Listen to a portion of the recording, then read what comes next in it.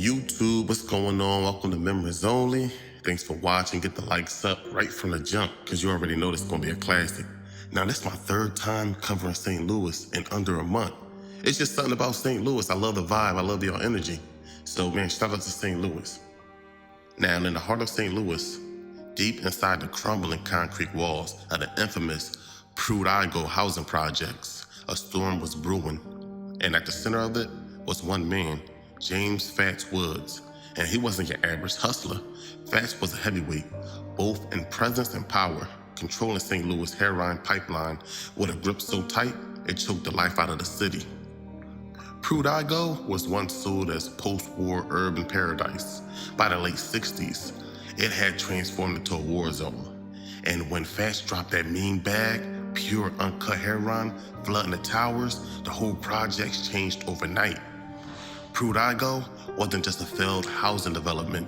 It became one of the deadliest battlegrounds in urban America, a place where heroin and hopelessness collide, where power meant everything, and where survival was never guaranteed.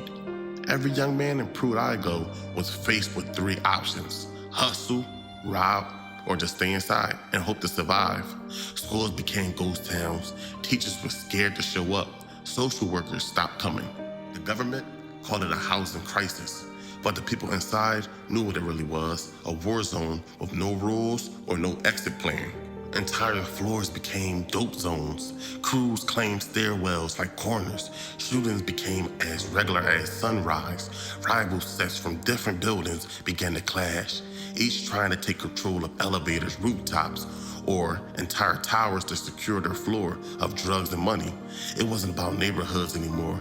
The war was building to building, floor to floor. Woods, he ran it like a factory. Tees and blues were in demand like candy. Hustlers worked shifts. Dope boys rotated corners.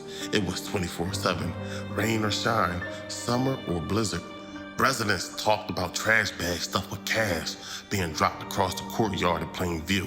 Machine guns sat in closets next to brooms. This wasn't crime. It was a full-blown economy. Instant millionaires and instant zombies. Whole buildings became drug zones. Hallways turned into shooting galleries. And it wasn't long before the turf wars exploded.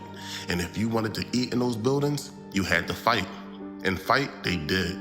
Thousands of stories circulated this run, from residents walking into a stairwell and found a teenage girl overdosed with a needle still in her arm, to a 17-year-old boy. He got recruited by Fats to run mid-level sales. His first 2 weeks, man, he made about $9 grand.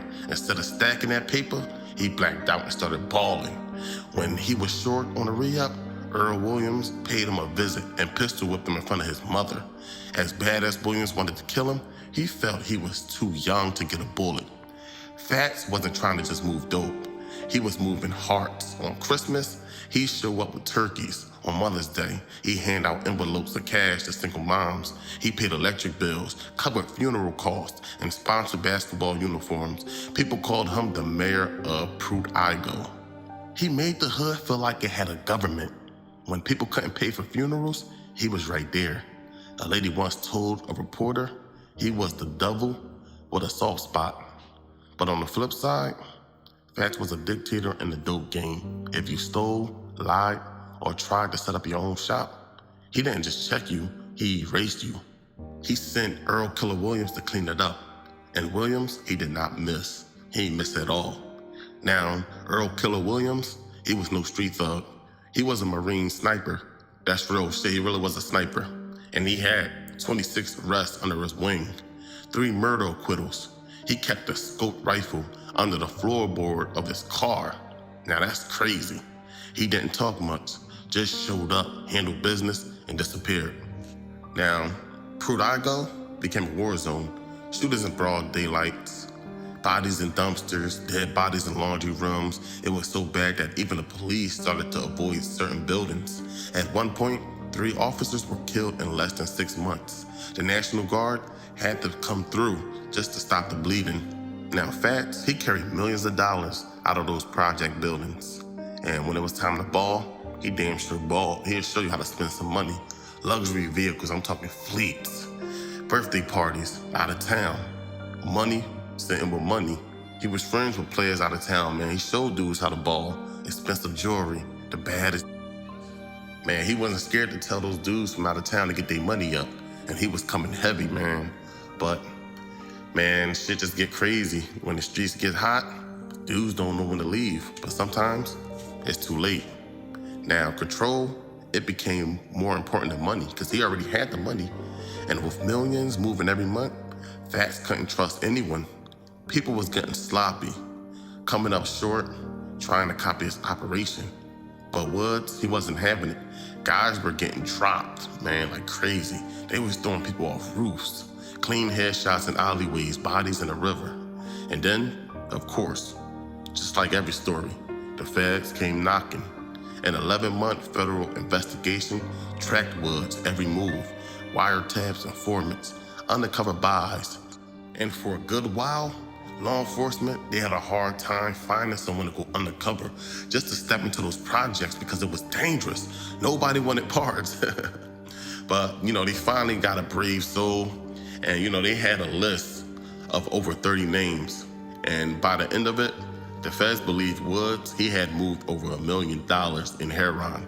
They were convinced he had at least $1 million hidden somewhere in cash. That's when the IRS came after him. In 1973, James Fats Woods was arrested and indicted on 4 counts of distribution of a controlled substance. Now, his bond was $100,000. Now, if you're in his situation and you had the IRS watching your every move and law enforcement watching you, would you pay that $100,000 bond? Or would you have someone put their house up? I don't know, but, it didn't matter at this time. The machine was done. 32 arrests followed. His crew, they scattered. The streets dried up. The money stopped flowing.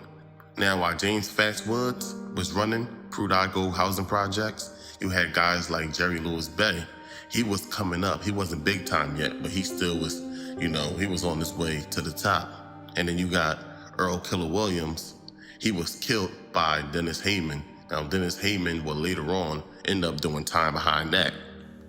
But James Woods, he was sentenced to 30 years in federal prison. And as if the story wasn't tragic enough, the Pruitt-Igoe Projects themselves were torn down shortly after. Bulldozers leveled the towers that once symbolized both hope and hell. Now, by the early 70s, the federal government labeled Pruitt-Igoe unlivable. But for the people inside, that label had come too late. The war had already caused too many lives. Too many children were growing up in trauma. Too many elders were dying in silence. The structure was still standing, but the soul of the community was gone. The James Woods empire was gone. Today, Fats, he is alive, but his era is gone, long gone. The projects that once crowned him king live only in memory.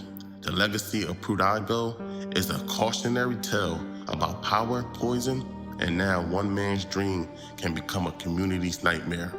Because in the end, James Fats Woods didn't just run a dope game. He was the dope game. And when he fell, a whole city came down with him. Thanks for tuning in to Members Only. Hit that like button, subscribe, hit the notifications, check out the playlist, check out the Patreon, check out members22.com, follow me on Instagram. Y'all be easy out there. I'm out.